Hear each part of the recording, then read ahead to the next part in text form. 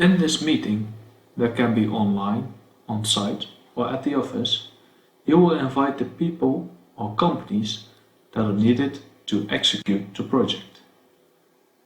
Of course, yourself, Inno Plus, the client, building or contractor, and subcontractors such as the electrician and the plumber.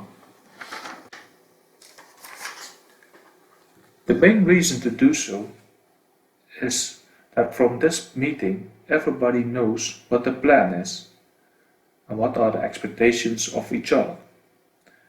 Also, questions can be raised in an early stage before building starts.